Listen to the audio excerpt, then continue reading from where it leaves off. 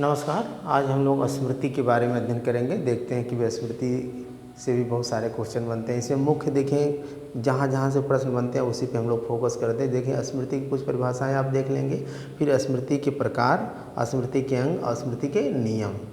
स्मृति कहें या स्मरण कहें या मेमोरी कहें इंग्लिश में। तो एक इबिंगहास नामक मनोवैज्ञानिक थे जिन्होंने स्मृति शब्द का पहले प्रयोग किया था। इबिंगहास। कौन किया था? इबिंगहास ने कौन सी पुस्तक थी? ऑन मेमोरी नामक पुस्तक में इबिंगहास का नाम आता है कि इबिंगहास जो है सबसे पहले स्मृति शब्द का प्रयोग किए थे, स्मरण शब्द का, यानी एक पुस्तक लिखे थे ऑन मेमोरी में।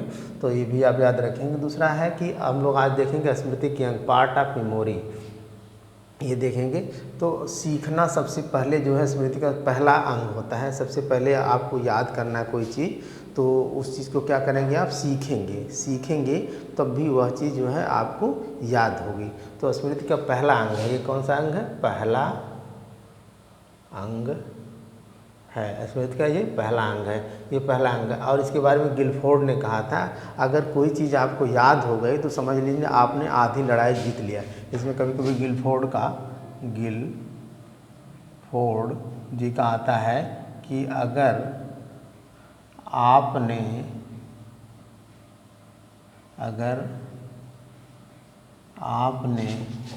किसी बात को याद कर लिया तो समझिए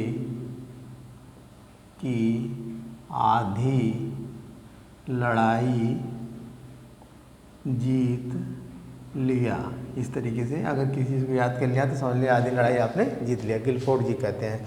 तो इस तरीके से क्वेश्चन यहीं से बनता है कि स्मृति के पहला अंग कौन सा है? सीखना, लर्निंग।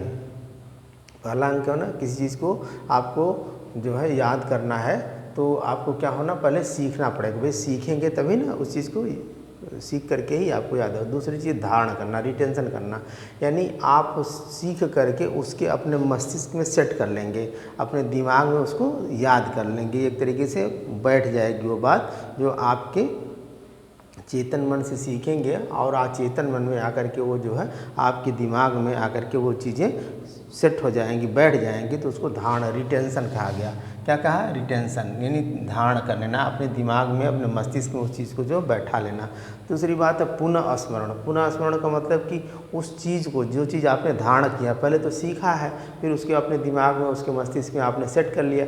तीसरी चीज़ होती है कि पुनः स्मरण करना। अगर कहीं उसकी ज़रूरत पड़ती है तो पुनः आप उसको याद कर लेते हैं। क्या कर लेते हैं? उसको याद कर लेते हैं। जैसे मान लीजिए बच्चे हैं, टेबल याद किए हैं, टीचर जब पूछते हैं तो उसको तुरंत याद करके तुरंत बता देते हैं। तो इस तरीके से यानी अपने चेतन मन, अचेतन मन की चीज़ों को चेतन मन में ला लेना। जो चीज़ें याद हो जाती हैं वो अचेतन मन में चली जाती हैं, फिर उसको जब हम याद करने, पुनः स्मरण करते हैं, रिकॉल करते हैं, तो हमारी जो है वो कहाँ चली जाती हैं? वो हमारे अचेतन मन से चेतन मन में चली जाती है। जैसे किसी का मोबाइल नंबर है और आपको बताया है तो कुछ समय के लिए आपको याद हो जाएगी। अगर बहुत क्लोजली है, बार बार आपके घर का नंबर है तो घर के नंबर तो ऐसे याद ही हो जाते हैं, आपके मोबाइल के नंबर याद ही हो जाते हैं। तो वह जो है जब कोई आपसे पूछता है तो तुरंत आप उसको रीस्मरण करके यानी रिकॉल करके आप उसको बता देते हैं। तो इसको कहते हैं पुनः स्मरण, यानी ये तीसरा अंग है। ये कौन सा अंग है? दूसरा। ये आपका दूसरा अंग याद रखेंगे। ये तीसरा अंग है, तीसरा अंग है, यही है। इस तीसरा अंग का मतलब पुनः जो है याद करना। क्या करना? पुनः याद करना। और ये दूसरा है कि धारण कर लेना, यानी ये मस्तिष्क में धारण कर लेना, मस्तिष्क में धारण कर लेना। ये चीज़ आप याद रखेंगे। अच्छा, पुनः पहचान, रिकॉग्नाइजेशन में क्या होता है कि ये चौथा अंग है। कौन सा अंग है?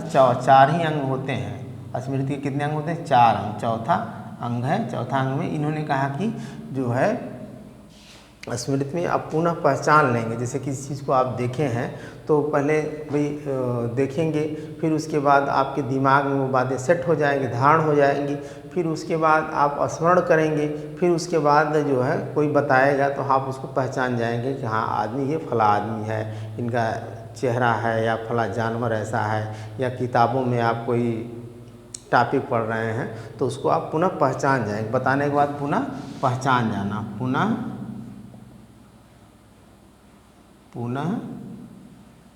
पहचान जाना, पुनः पहचान जाना। तो इस तरीके से अब देखें स्मृति का एक मानसिक क्रिया है। कौन सी क्रिया है? स्मृति कौन सी क्रिया है? यानी स्मृति एक मानसिक क्रिया है। थोड़ा सा स्मृति के बारे में जान लेते हैं। एक मानसिक क्रिया है, इसमें जो अतीत में सीखी गई बातें होती हैं उसको आप अपने वर्तमान में ला करके याद करते हैं। जैसे पहले की सीखी हुई बातों को आप याद करके वर्तमान में, यह भी एक कल्पना और संवेदना और चिंतन की तरह यह भी एक मानसिक क्रिया है। क्या है? यह एक मानसिक क्रिया है। कभी कभी क्वेश्चन आता है स्मृति क्या है? एक मानसिक क्रिया है जिसमें अतीत में सीखी गई बातें, अतीत की बात को वर्तमान में लाना और पहचानना ये अतीत की बात को क्या करते हैं कि वर्तमान में लाते हैं और उसको पहचान जाते हैं। यही आपकी इसमें वुडवर्थ ने बताया कि मानसिक ये ऐसी क्रिया है, जो है स्मृति एक ऐसी क्रिया है जो आप किसी सीखी हुई बात को आपने वर्तमान में उसका प्रयोग करते हैं। जो आप उसको वर्तमान में प्रयोग करते हैं, पूर्व की सीखी हुई बात को वर्तमान में प्रयोग करते हैं। हिलगार्ड ने भी बताया कि जो आपकी पूर्व की बातें होती हैं उसको सीख लिया है तो उसका आप जो है जब वर्तमान में उसका प्रयोग कर रहे हैं तो वो चीज़ें जो है आपकी स्मृति कहलाती है।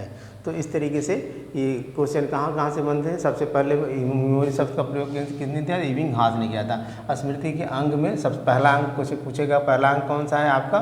सीखना हो गया। दूसरा अंग कौन सा हो गया? धारण हो गया। तीसरा अंग कौन सा? पुनः स्मरण हो गया। चौथा अंग कौन? पुनः पहचान हो गया। स्मृति का मतलब होता है यह एक मानसिक क्रिया। कौन सी क्रिया है? मानसिक क्रिया है जिसमें अतीत की बात को वर्तमान में याद कर लेना, लाना और उसको पहचान जाना।